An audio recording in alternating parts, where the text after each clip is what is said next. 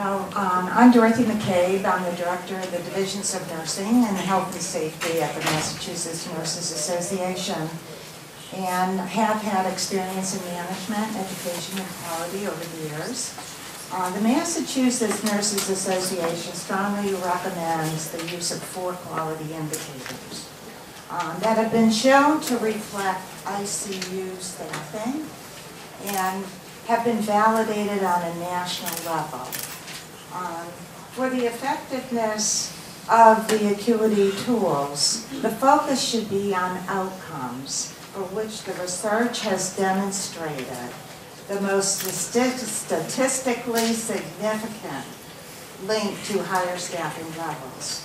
We feel that nursing literature and science does appropriately reflect what we know to be the reality of caring for patients. And Linda spoke to this, and so did someone else, about catheter-associated urinary tract infections. And I think they explored that quite well. The second area that we are very, very strongly feel about is falls with injury. And this has also been statistically significant in our care for patients. And I believe Linda spoke to that also. Certainly, when the nurse is not there, this is what happened. A patient may try to get out of bed or inadvertently move to reach something or whatever and fall out of bed.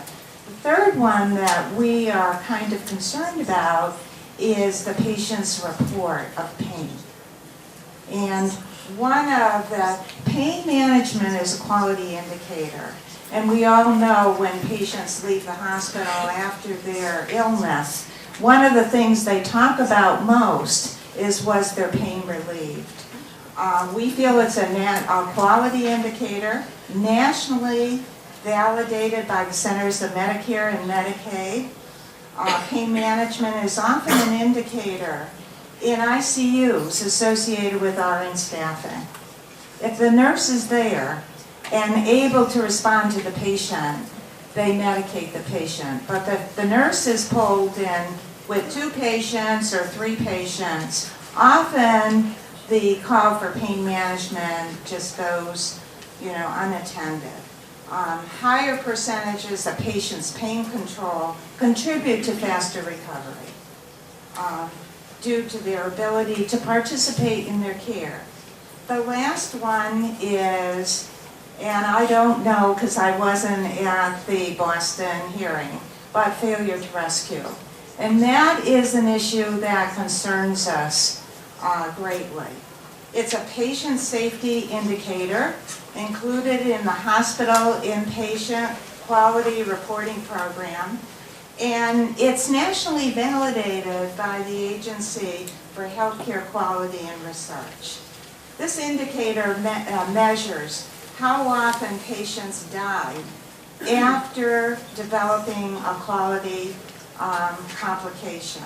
That often high-quality hospitals can identify quickly and treat aggressively.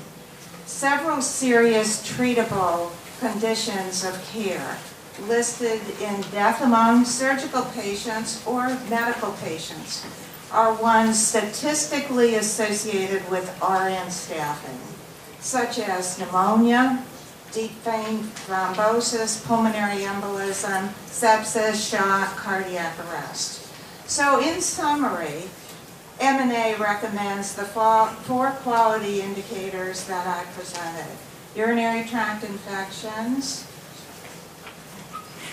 self-report of pain, quality, and control, serious but treatable complications and failure to rescue, and pain.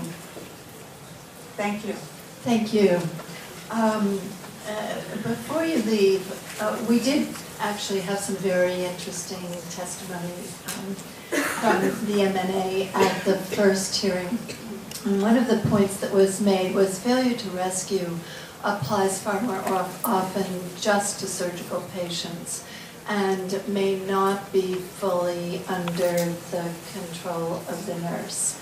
And so the testimony there was that it should not be included because we have to consider all ICUs, and therefore to impose it on a medical ICU which might not have the same frequency of failure to rescue might not be fair.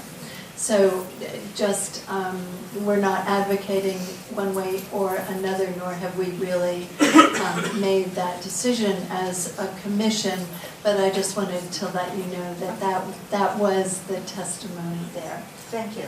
You're welcome. Thank you very much. Very helpful.